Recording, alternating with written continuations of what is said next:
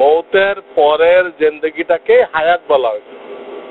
এখন যে আছি আমরা 60-70 বছর, হায়াতই গণনা করা হবে না, হয় নাই যে আখিরাতের একদিনের তুলনায় 1.5 মিনিট, কিসের হায়াত? এই জন্য এক আয়াতের মধ্যে আছে ওমা হাযিহিল হায়াতুদ দুনিয়া ইল্লা লাহবু ওয়া লাইব। দুনিয়া যা দেখতেছো সব তামাশা, বানরের নাচ, কোনো হাকিকাত নেই। বাপে মরতেছে অসুস্থ, ছেলেকে পাঠাইছে ওষুধ কিনতে, সে বানরের নাচে মত্ত হয়ে গেছে। বানরের নাচ যখন শেষ হয়েছে তো দেখে যে দোকানপাট বন্ধ হয়ে গেছে। পকেটে হাত দিয়ে দেখে টাকাও নেই, পকেট মারি লয়ে গেছে।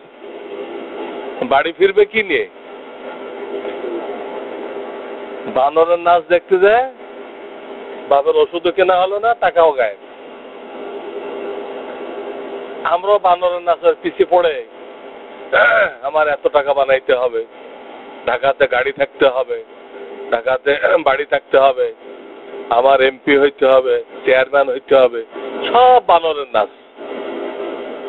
এই বানরের নাচের পিছিয়ে পড়ে হঠাৎ মালাকুল মউত আসি যখন ধরবে, তখন দেখবে যে আর কিছুই তো নেই, দোকানপাটও বন্ধ হয়ে গেছে, পুঞ্জি, হায়াতটা তো পুঞ্জি, পুঞ্জিও শয়তানে নিয়ে গেছে পকেট বের করে, কিছুই নেই।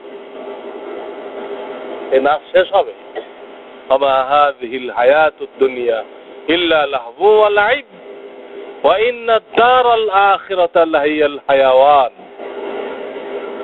আল্লাহ বলতেছেন আখিরাতের যে তোমার জীবন, ওইটাই জীবন, ওইটাই জীবন। তো এটাকে জীবন মনে করছো? ওয়া ইন্নাদ দারাল আখিরাতা, 21 পারা সূরা আনকাবুত। দুনিয়াকে তো আল্লাহ মাকড়সার জালের সাথে তুলনা করছেন, দুনিয়ার শক্তি সবকিছু। ওর শেষে আছে ওয়া ইন্নাদ দারাল আখিরাতা লাহিয়াল হায়াওয়ান। হায়াওয়ান মানে এখানে জিন্দেগি, আখিরাতটাই জিন্দেগি, এটা কোনো জিন্দেগি না। লাউ কানু ইয়ালামুন। এর আল্লাহ তাআলা আফসোস করতেছে, যদি এই হাকিকাতটা মানুষ বুঝতো,